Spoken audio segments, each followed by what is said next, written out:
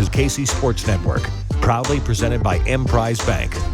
We're barely bowl eligible here on KCSN, your college football podcast. From us here at KC Sports Network, I'm Tucker Franklin, joined as always by Matt Lane. Matt, how are you doing? I'm doing pretty good. College football is here. It's time. We finally made it. It's week 0. We don't quite have. Last year we had.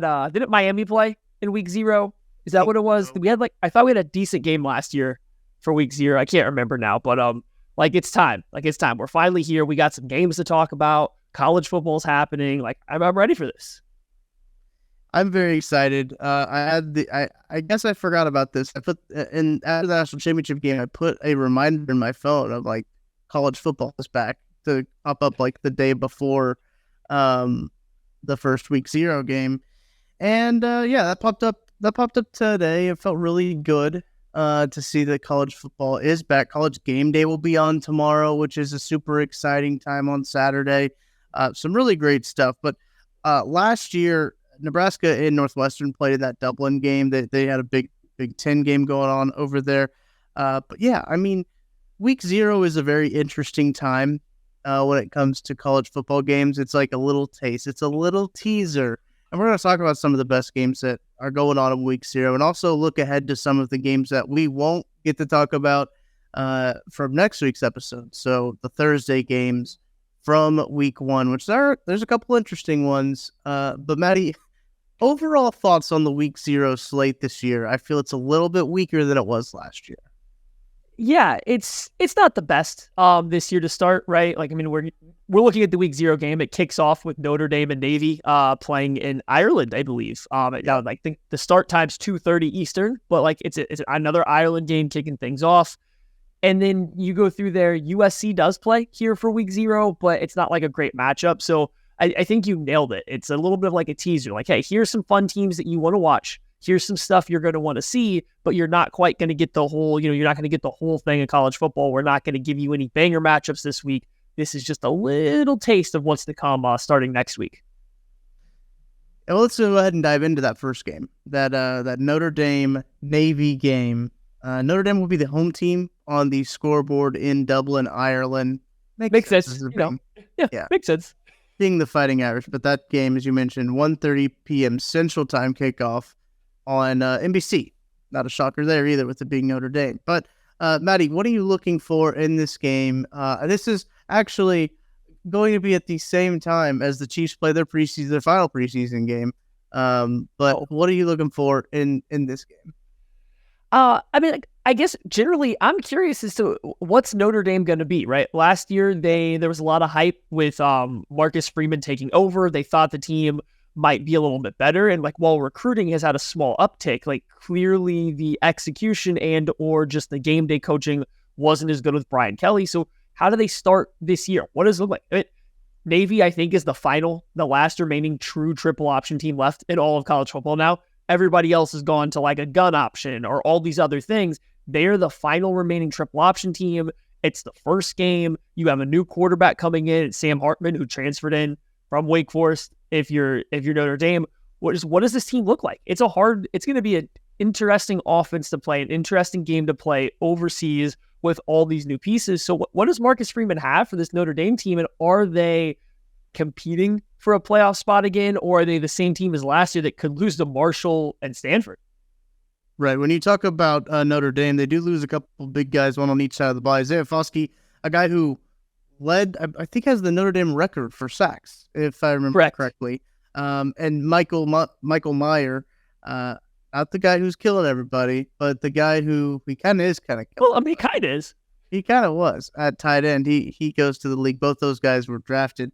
They have big losses there. They got to step in and fill those positions. And it seems like now with Notre Dame, they're going to find a tight end. They always have that next tight end waiting, and they're becoming one of those like tight end university type schools.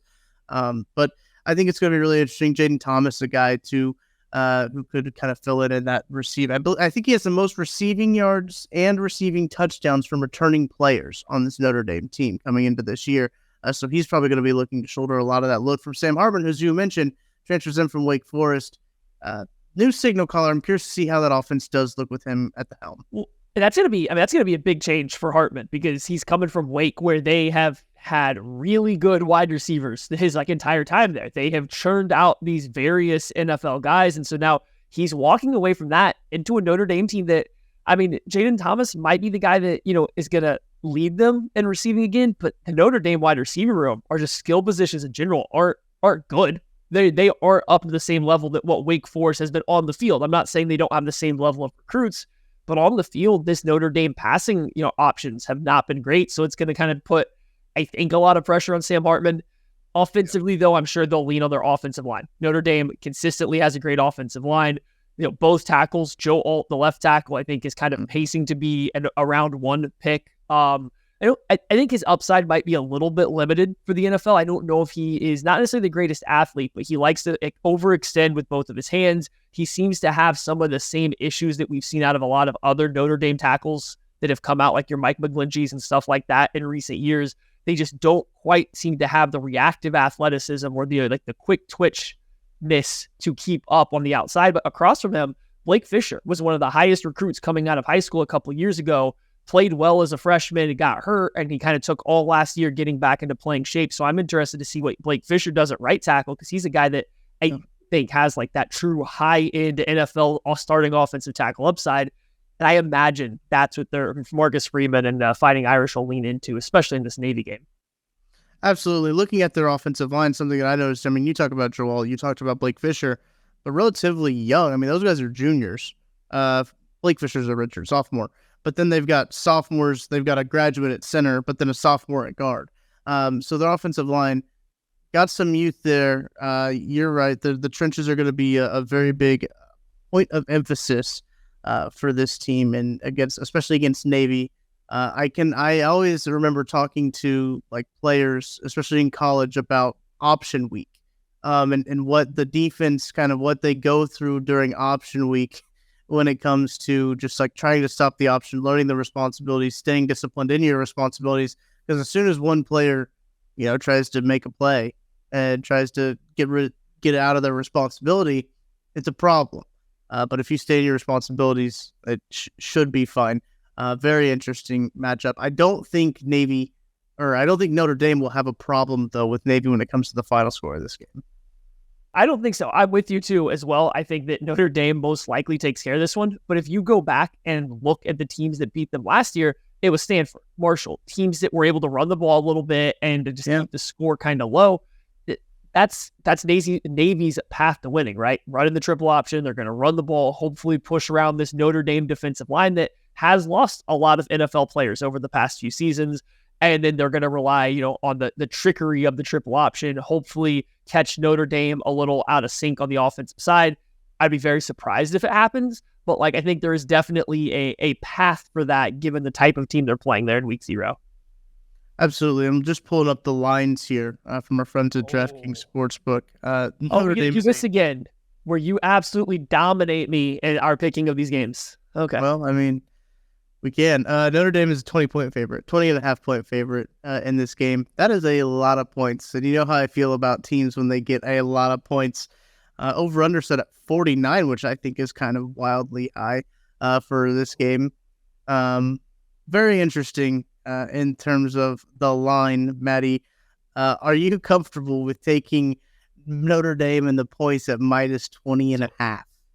If I lived in a state that allowed betting, I would be smashing that under. With the changing of the clock rules in college football, that under is looking real juicy. With the clock still running there, up until the 2-minute mark at the end, that under looks really nice, especially for a team like Navy and what I think Notre Dame will be. I'll also take Navy in the points. That's a lot of points. That's a whole lot of points for a Navy team that I don't know if they're going to score a lot, but that offense is going to probably produce some points at some point in time in the game. You don't defend the triple option if you don't see it week in and week out perfectly for 60 minutes of football, right? So give me Navy in the points there, but the real betting advice I think would be taking the under, because that's a lot of points with new clock rules. A couple of fun facts here, courtesy of our friends at DraftKings. Each of Notre Dame's last 7 games have gone over the total points line. And Aiken, as you mentioned, the new clock rules were not into effect in those last 7 games. But the underdog has covered the spread in 9 of Navy's last 10 games. So Navy being the underdog, looking pretty primed to cover. And you know me, Maddie, I'm going to take Navy in the points just because that is a whole lot of points. Because you're an American. Because I'm an American. I'm going to stand by the Navy to cover. Great teams win. Good teams cover. Any final thoughts before we move on to Hawaii Vandy on Notre Dame and Navy? Listen, Ireland's kind of like an island, and the Navy is just water all around it. That sounds like Navy's got home field advantage, if you ask me. That is very fair. All right, let's move on to the marquee matchup. I'm just joking. Hawaii at Vanderbilt, 6:30 p.m. Central Time on the SEC Network. Vandy is going to be playing in an active construction zone as they look to one-up their score last year. I think it was like 63-10 off the top of my head. It was what brutal. that game was. Whatever it was absolutely brutal last year. And that was in Hawaii, which also, not even...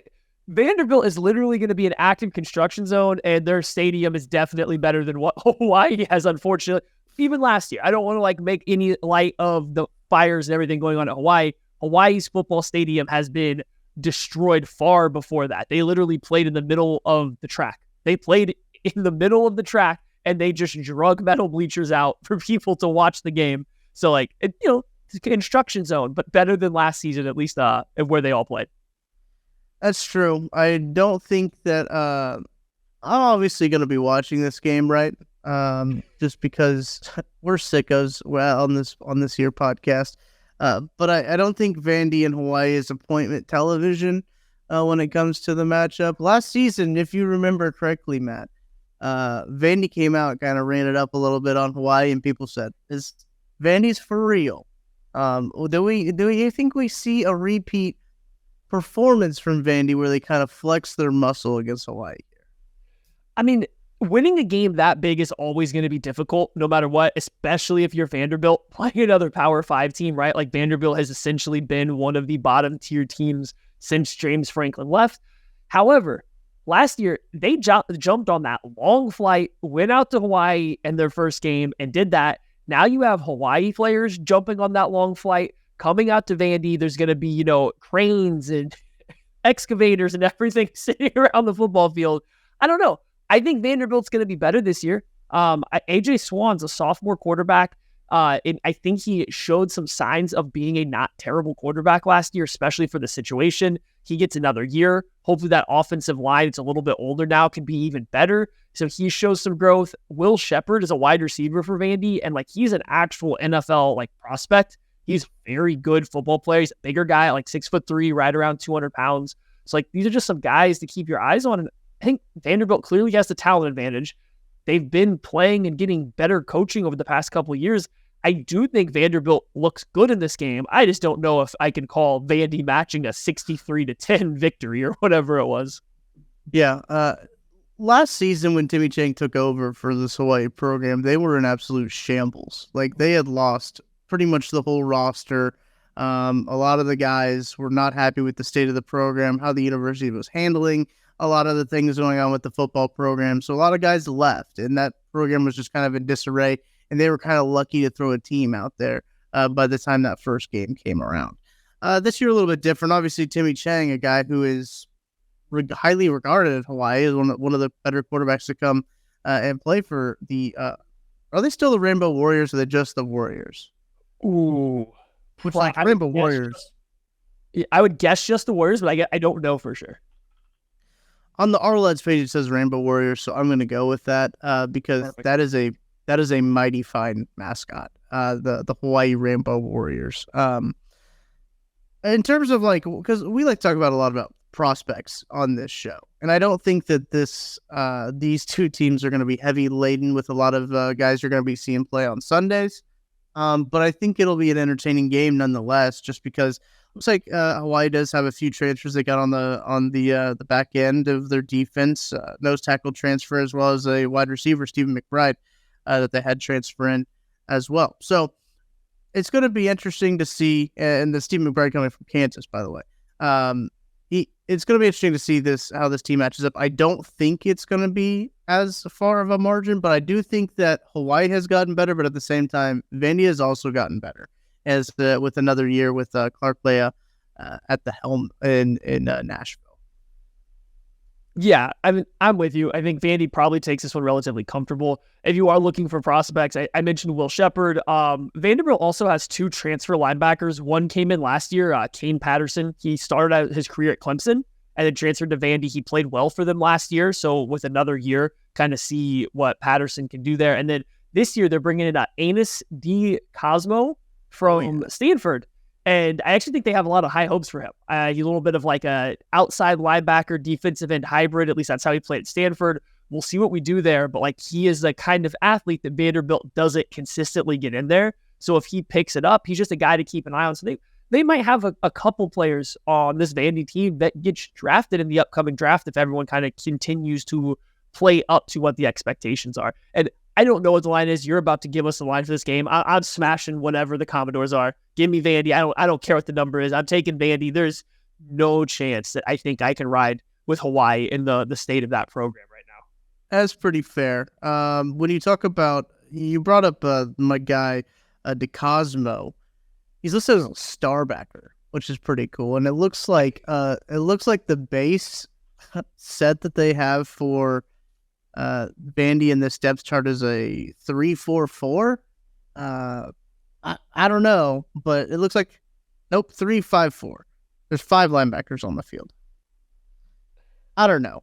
It seems weird. That seems like a weird defense to have that many linebackers on the field. Whatever. But each of Vanderbilt's last 6 games against non-conference opponents have gone over the total points. Wait. If they're lining up in a 3-5-4, they might lose the game. I don't think that you're allowed to do that. 8, 9, 10, 11. Yeah, 3-5-3. There we go. Okay. Listen, I didn't get into podcasting because I was good at math. I'd be doing something else if I was good at math. But anyway, each of Vanderbilt's last 6 games against non-conference opponents have gone over the total points line, that over-under being at 56. And Vanderbilt has failed to cover the spread in 9 of its last 10 home openers, with Miami plus 17.5. Not scared. Fly, Commodores, fly. You're taking Vandy minus the 17.5. Oh yeah, I mean like 62-10. Like that is a beatdown, and Vandy will be better. They're getting to be not coming off of like what is that, a 7-hour flight probably. So like yeah. Give me Vandy with Hawaii coming to town. I think that Vandy will hit the ground running again this year. I'm also going to take Vandy because, the worst team is having the worst like adversity they have to deal with when it comes to like travel conditions and all that. So that's less than ideal for the old Rainbow Warriors in Hawaii. All right, let's go to the West Coast to wrap up our week 0 games that we're keeping our eye on. It's San Jose State at number 6 USC, 7 p.m. on the Pac-12 network. This is probably one of those dual TV games, but for who? Again, who has the Pac-12 network? This is the best game of week 0, and it's on the Pac-12 network. Which what happens to that as of next year? But 2, nobody has it as is. That's wild scheduling, especially anyway. Now that ESPN has so much control over all this, that's just wild scheduling. Sorry. No, you're good. Because that's what I wanted to ask you about, Maddie. You mentioned that you think that this is the best game of week 0. Why do you think that? San Jose State's been frisky. Okay, we'll start. USC is the best team playing in week 0, right? So like they're the best team that is playing. So like that's automatically what you want to tune into. And San Jose State is clearly not anywhere close to the same level of USC. USC is probably going to win very comfortably. The game might even be out of hand, within the first half. But San Jose State has not been a bad team. I believe they had a winning record last year. They're always right there flirting around bowl contention. Yes, they have lost a couple guys to the NFL over the past few seasons, so they're probably running a little bit thin on this particular team, but they're a well-coached team. They come out there, they play hard. For a USC team that we all have really high expectations for, they're probably facing one of the bigger challenges, I think, of this entire slate. You could probably put San Jose State up against any other team playing in week 0 that's the dog, and they would easily be the favorite, I would imagine. And so just that, it makes it the most fun game to watch if you can find it. Yeah. That seems to be a common thread when it comes to sporting events. If you can find them, they'll be a fun game to watch. I'm sure there's going to be a link pop up somewhere where you can watch it. But nevertheless, you do mention San Jose State is always one of those teams that has a couple guys come out, a couple guys that are interesting to NFL teams, and it seems like that they can really hold their own at the level that they're at. And I think a lot of this too is with USC, we do expect them to have a really good year, right? Ranked 6th in the preseason, top first 8 people. I think a lot of people expect Caleb Williams to be the number 1 overall draft pick. A lot of people expect USC to have a really good season and even compete for, a playoff spot. This is going to be a really, I don't want to say a big test, but it's going to be, they've got to beat San Jose State pretty good to feel pretty confident going into the slate, I think.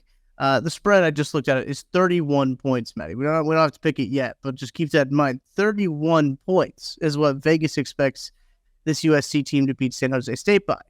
I think that might be slightly disrespectful to San Jose State. What do you think about that?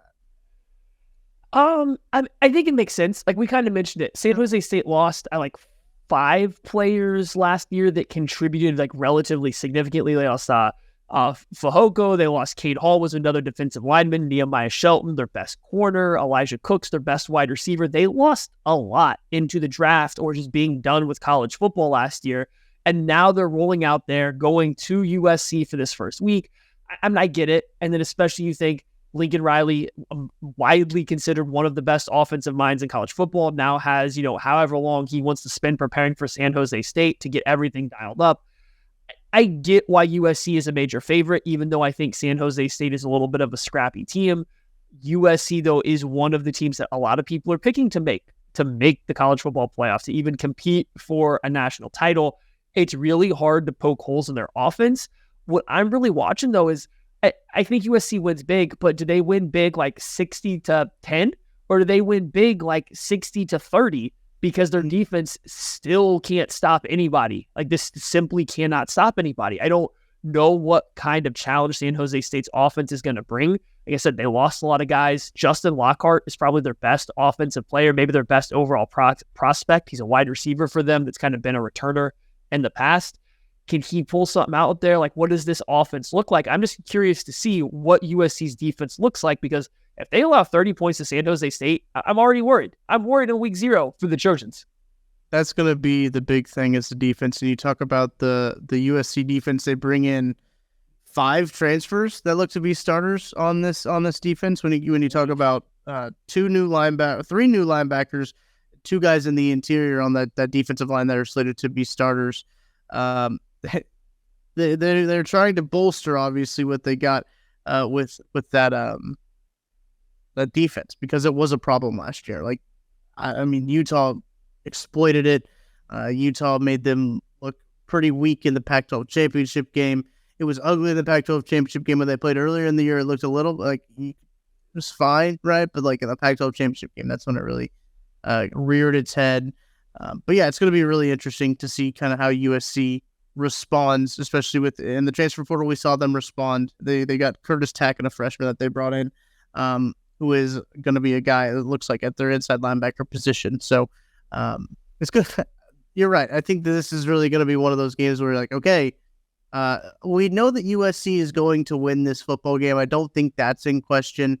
And in week 0, week 1, week 2, even week 3 games, you see a lot more negatives than you do positives for teams. And I think that that's kind of by design, right? With the way the scheduling works. These are preseason games for college teams, but they actually count.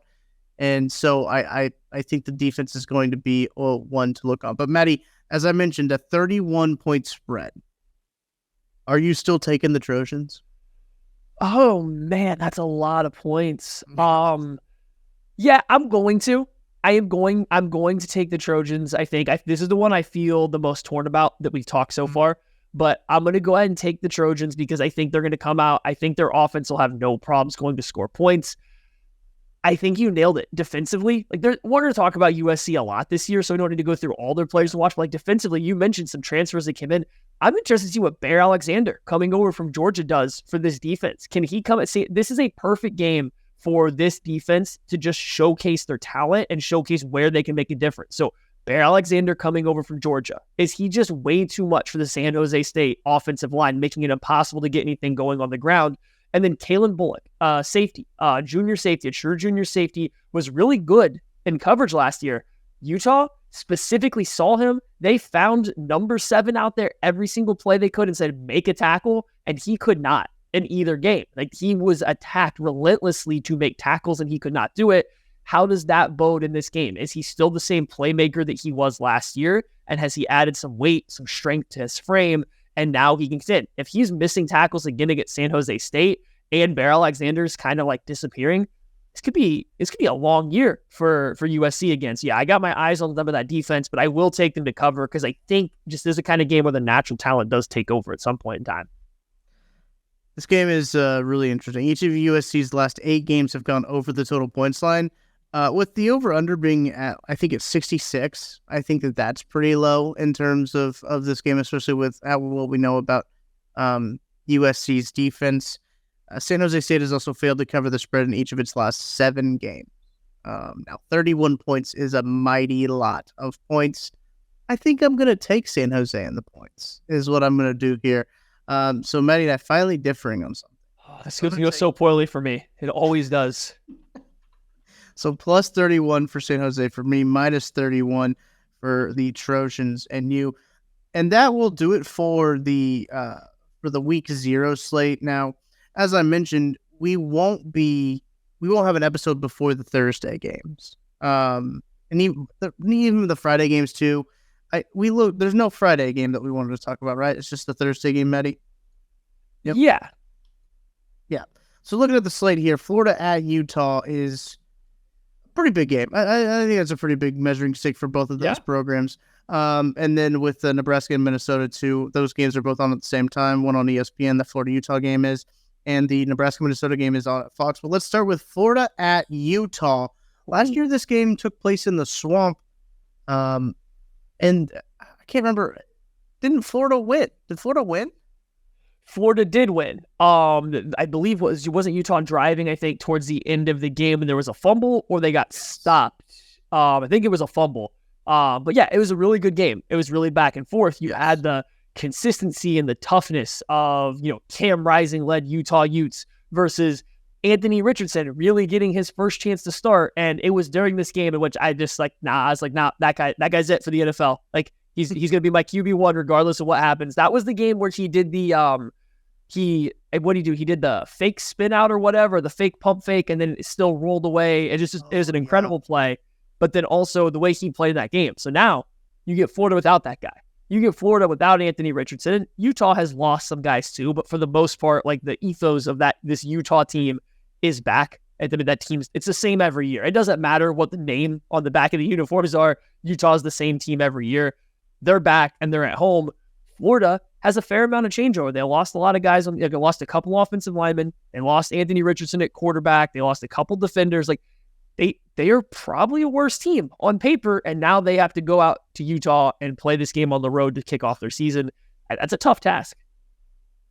It's a very tough task, especially Cam Rising coming back, as you mentioned. The quarterback position is one of the. It was a really good quarterback matchup last year. When we talk about Anthony Richardson versus Cam Rising, two guys I don't know about you, Maddie, but I think, speaking for myself, I kind of thought Cam Rising was going to come out last year. He decided to stay at Utah. Maybe gets to bolster himself up, and what seems to be a pretty good quarterback class, what's shaping up to be a pretty good quarterback class preseason wise, at least. Interested to see kind of his route and everything like that. But this Utah team, as you mentioned, they are. I think they're pretty good. Like, I think that they could give again USC a run for their money.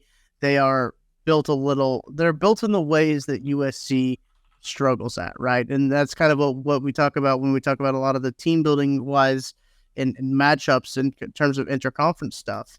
Utah is basically exploits USC, as you were talking about earlier, just exploits USC's weakness.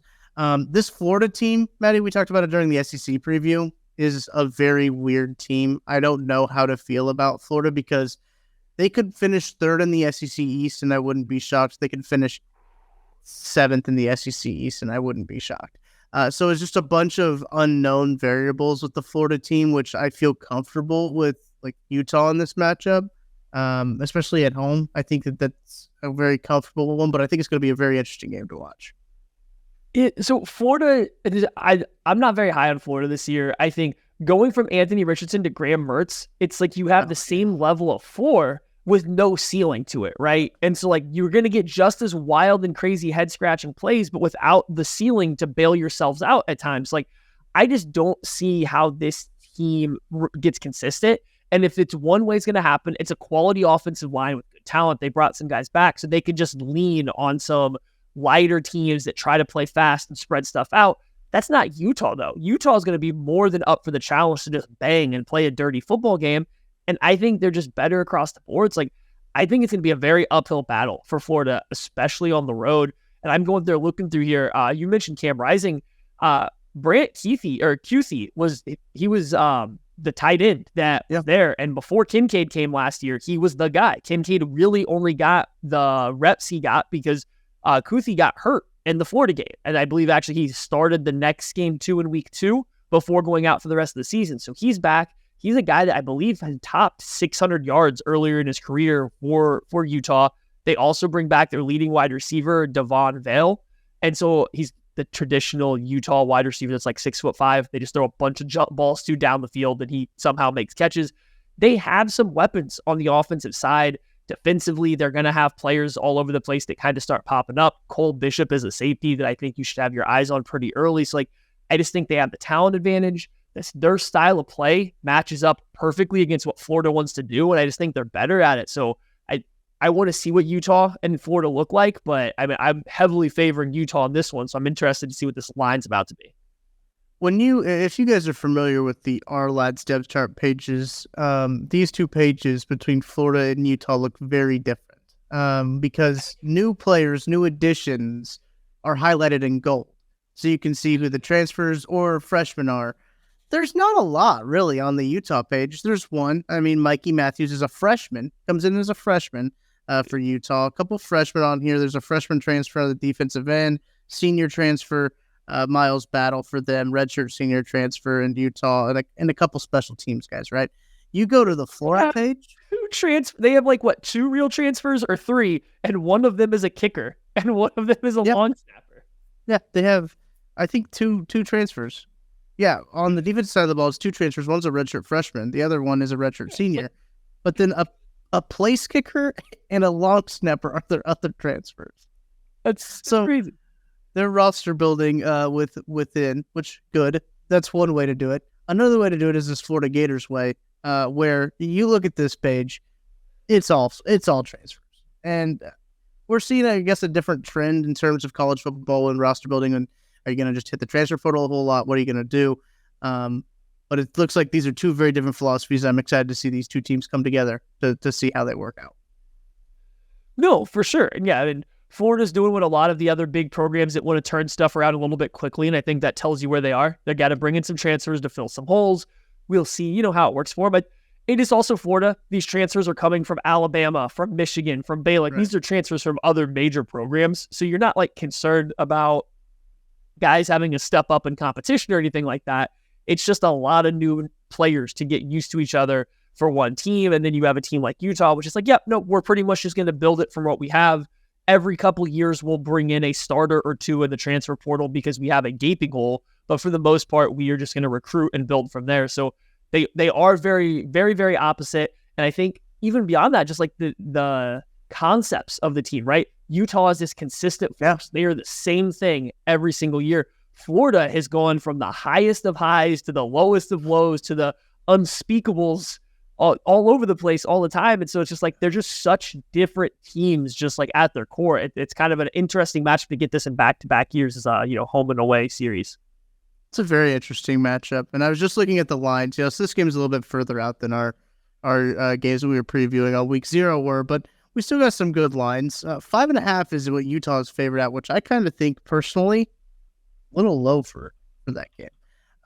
But each of Florida's last 7 road openers have gone over the total points line. That over total is at 45.5. That does seem pretty low.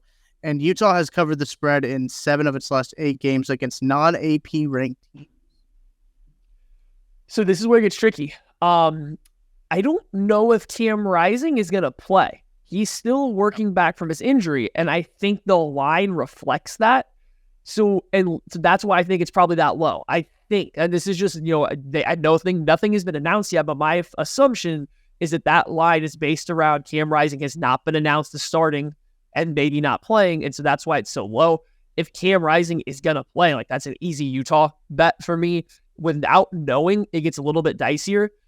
I'm going to play to the odds since I haven't heard that he's playing or not. I'll take Utah losing the points. If I get Cam Rising, it's an easy cover. I still think they can cover it and still win the game without him. It'll just be a lot tighter. So I will take Utah, but I think if you were looking at this game, pay a lot of attention if Cam Rising gets announced or not, and then get to your betting book immediately whenever it is announced one way or the other.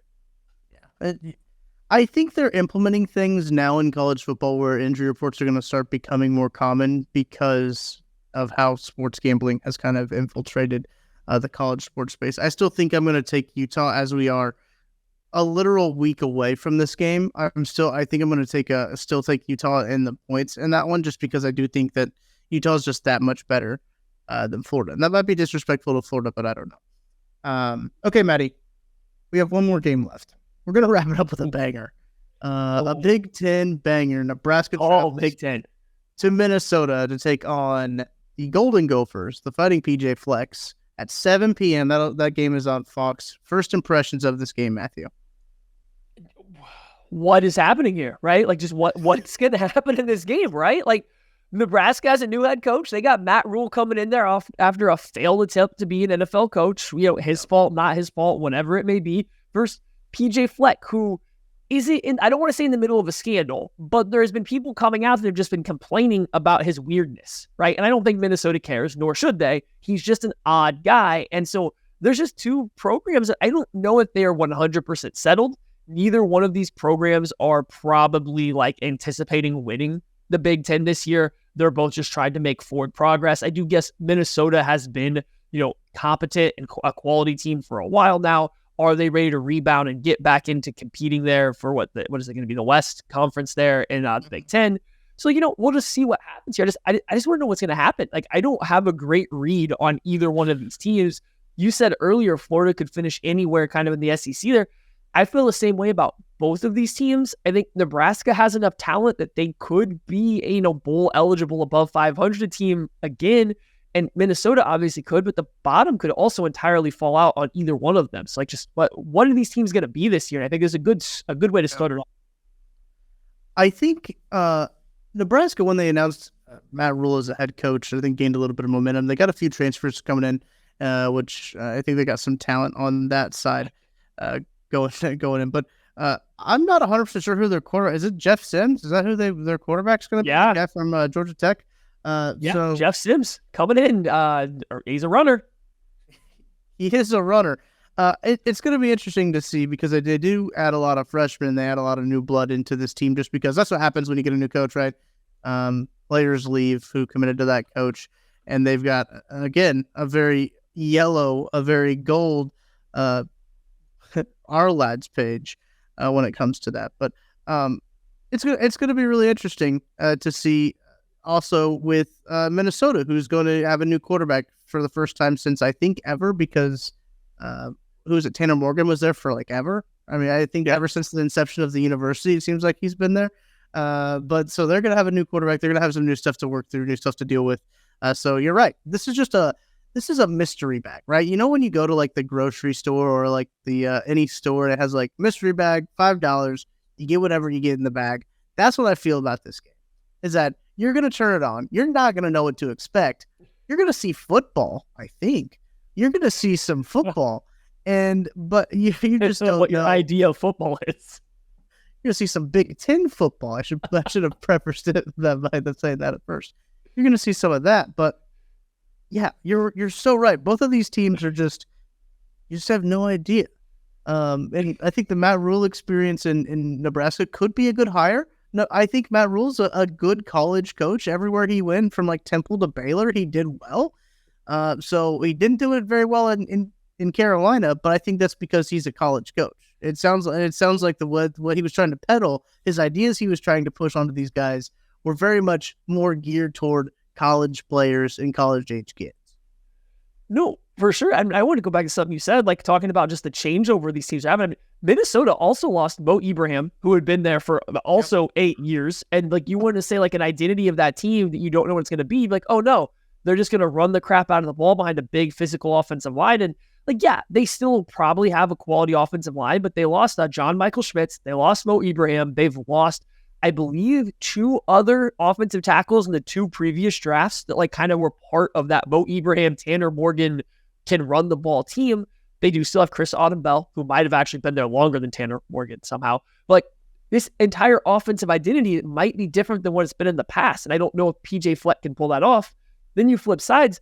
Nebraska, new coach, new offense. We don't know what it'll look like. But I mean, they lost essentially their entire passing offense with Trey Palmer and at wide receiver and Travis Vochkolek at tight end, both going to the NFL. They're down some of their top guys too. So like, just what do both offenses look like? It's an entirely unknown.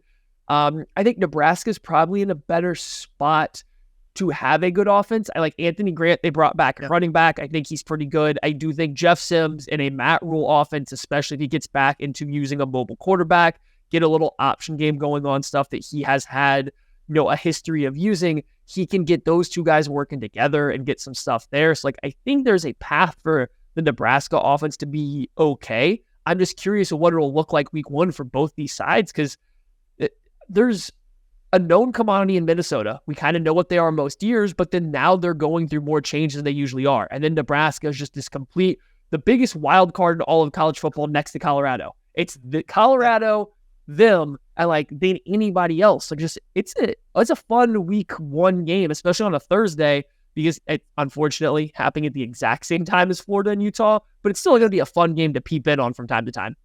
That's a little TV game. The big TV is going to have your Florida, Utah, your little TV that you look over and be like, wait, what's going on over there? That's going to be the Nebraska, Minnesota game. Also should be mentioned, Missouri plays on that day. Local teams, which is really interesting in terms of Kansas City. Missouri plays Thursday. Kansas plays Friday. Kansas State plays Saturday. So we'll be back with another episode to talk about the Saturday games, the week 1 and everything, which is going to be really exciting. But if you want more, if you want Mizzou takes and Mizzou breakdowns, go to Mizzou. That's who. I'll give you my in-depth Mizzou thoughts there. Don't need to unload the clip quite yet. We're not quite there yet for a game preview time for me for this game. But Maddie, let's before we go, we got to look at the line for this game. First, I want you to guess the line for this game.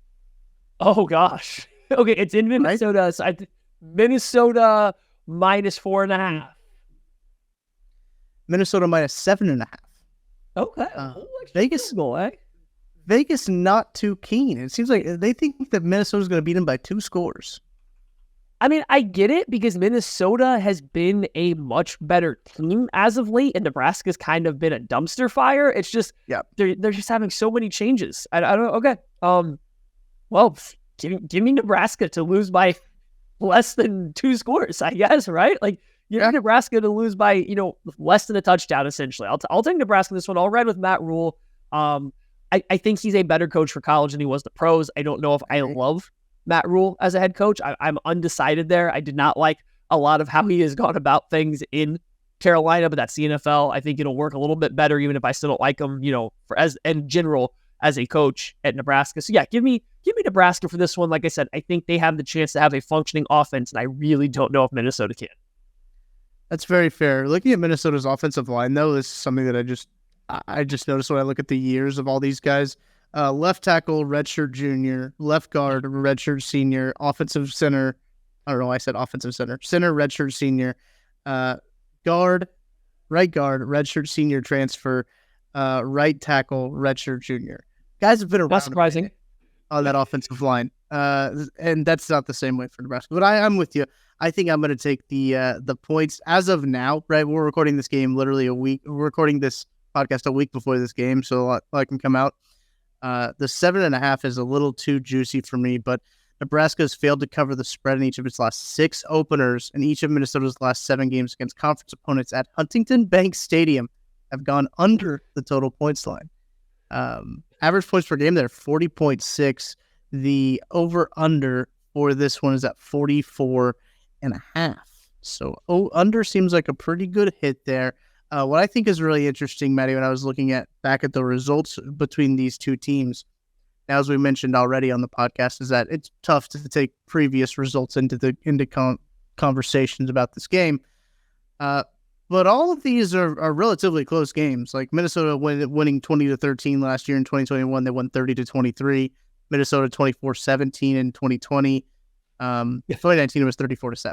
But I think Minnesota was a lot better than. But like these games have been historically close. So I think anything more than 2 scores is a little overzealous in my opinion. Yeah, it's hard for Minnesota to win by more than a score versus competent football teams in the past. And that was with these guys that we were talking about had been there for years. Now you take away essentially, like literally, the identity of their offense for the past 5 years at minimum with Mo Ibrahim and Tanner Morgan. What are you banking on Minnesota to really cover? And not even, they might win the game. Their defense might be able to just shut down Nebraska's offense. They might be able to push them around, like you said, that offensive line. But where are they really going to come up with a 2-score win when you're having that kind of changeover? That's what makes me feel pretty confident with Nebraska there. Before we get out of here, we're not going to talk in depth about Missouri, but I have one Missouri question for you since we won't get back again until after that. Which Missouri quarterback is going to lead the team to more points against South Dakota? They're both still playing, right? The plan is for both of them to play this game. I would assume it would be like Brady Cook in the first quarter and then like Sam Horn in the second quarter, then Brady Cook, then Sam Horn. The plan for Missouri is that they do that this week and then kind of like flip it the next week, right? Because those are very different situations if you start a game versus coming in with already a lead. I want to see the Missouri offense go out and like put up points, obviously. Like if Brady Cook goes out and puts up 14 points, if it's 14-0 and Sam Horn comes in, that's a little less stressful of a situation than, being 0-0. So I think that that's going to be really interesting to watch. I want it to be Sam Horn. It's like my heart wants me to say Sam Horn is going to lead them to more points. But I think that Brady Cook and the opportunities that he's going to have, possibly with more of the ones, more of the starters, is going to probably lead them to more points because I think he's taking the first snaps when it comes against South Dakota. Okay. Yeah, I mean, I would say whoever gets the first snaps probably is going to lead. The first chance is going to lead to more points because Missouri should go down and score against South Dakota. Every time they touch the ball if they're starting playing. So they should. So if you get the first crack at it, you should obviously be, probably ahead of the other person. It's going to be interesting to monitor though. Like I have been very open when we talked college football last year, this year. I don't know if I would trust Brady Cook to be my quarterback if I was Missouri, because I don't know if he is good enough to maximize what could potentially be there with the rest of the team. So hopefully Sam Horn can take it. I don't want to see necessarily Brady Cook struggle, but hopefully Sam Horn is just simply better and he gets to take it. I just was curious as to your take on which quarterback would be more successful this week. We will, one of these games, and I guess not until they play K-State is when the first time they play have a real test, but we'll talk about it a little bit more then, I think. Absolutely. Yeah, that's an easy game to dive into from all sides of it. Because K-State's got some interesting dudes. Missouri's got some dudes, as we've talked about in the SEC preview podcast. But it's going to be really interesting. And I think it says a little bit more about Sam Horn than it does Brady Cook. I think that if Brady Cook has ended up naming the starter, truthfully, to me, in my opinion. But Maddie, that's going to do it for today's Barely Bowl Eligible. Got anything else? We good? We clear? Cleared for later? We're good. Oh, we are great right now. Week 0 is upon us, this time tomorrow. This time tomorrow, as we record this, not even when you're listening. As I record this right now, I will be watching a college football game happening in Ireland as we speak right now. Incredible.